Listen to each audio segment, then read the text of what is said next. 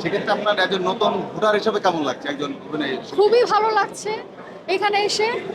আর নির্বাচনের পরিস্থিতি দেখে আরো ভালো লাগছে, মনে হচ্ছে যে ভালো কিছু হবে। যারা নির্বাচিত হবেন তাদের কাছে আমরা ভালো প্রত্যাশা রাখি, সবকিছু যাতে সুন্দরভাবে পরিচালনা করেন, কোনো রকমের বৈষম্য দুর্নীতি যাতে না থাকে, সেটাই আসলে।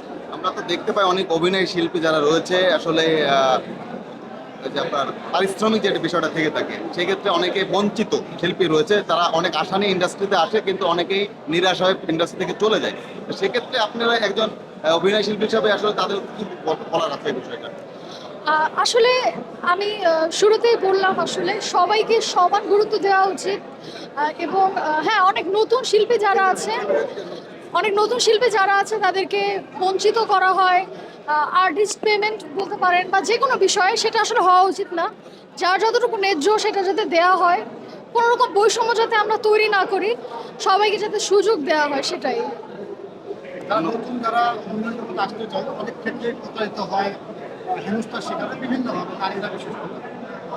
এই বিষয়গুলো আপনি কিভাবে দেখছেন? প্রতারিত হয় আসলে, ভালো খারাপ সব জায়গায় আছে।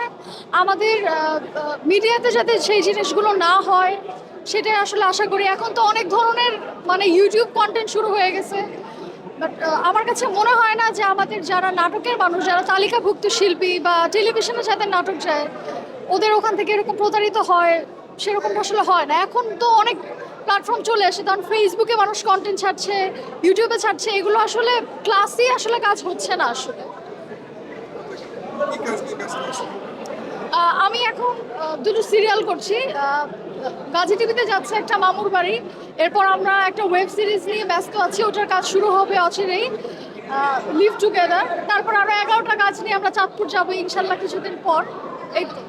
এই যে ফেসবুক পেজটা কি আপনার নাট্য কর্মীদের জন্য কোনো ক্ষতিগ্রস্ত হচ্ছে কিনা অবশ্যই অবশ্যই, ধরেন যারা তালিকাভুক্ত শিল্পী বা যারা কোয়ালিটিফুল কাজ করে তাদের জন্য তো এটা আসলে ক্ষতিগ্রস্ত হচ্ছে। মানে যাদের মধ্যে কোয়ালিটি নাই, শিল্পের কোনো চর্চা নাই, তারা এসে দাবি করছে তারা শিল্পী, এটা আসলে ক্ষতিগ্রস্ত হচ্ছে। এগুলো আসলে বন্ধ করা উচিত, কোয়ালিটি ফুল কাজ করা উচিত, এটাই আসলে।